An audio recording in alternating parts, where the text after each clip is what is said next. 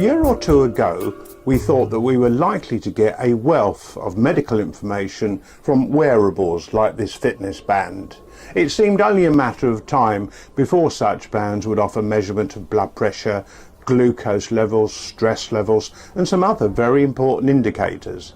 But it hasn't happened. One of the main reasons is that it turns out that the wrist is a very bad place to get biometric information from. It's actually at the extremity of the body, and the information that comes from it isn't reliable enough to qualify devices worn on the wrist as proper medical devices. The regulators around the world quite rightly say that the devices which purport to give blood pressure readings, glucose readings and so on should be accurate. And what's even more important is they should be accurate for all sorts of different people.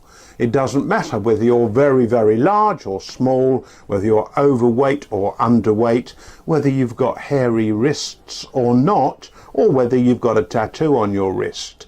You should still get the same accurate information.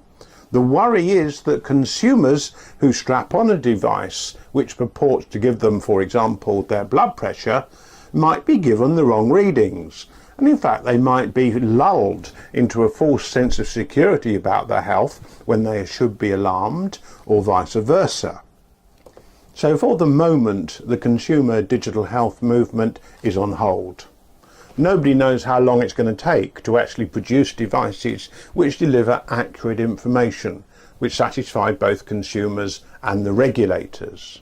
One thing is for sure, and that is that the value of such information, when it's being obtained from millions of wearers of accurate medical devices, will be phenomenal. It will transform healthcare because we'll have preventative data to work with, and it will also transform the pharmaceutical industry.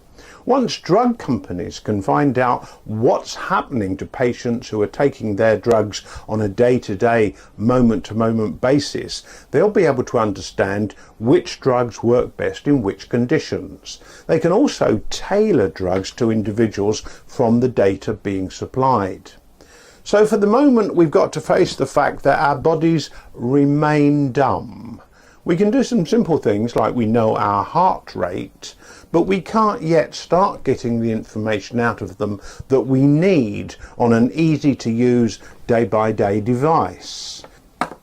What's got to happen now is that we have to create a network of body devices which gather biometric information and which share information between them to work out what is the most reliable type of body information about blood pressure, glucose readings and so on.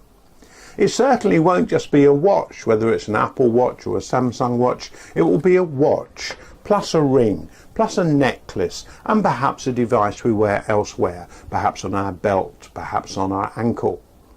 This sort of data health network will take us towards the smart body future that I've dreamed of for over 30 years. We need to know what's happening inside our own bodies. We need it recorded and available to doctors. But this future is longer coming than I ever imagined. In 1986, I set up a company to try and achieve this with wearable devices. That was 30 years before its time. And it now seems as if that future of knowing what's going on inside us is still a few years away.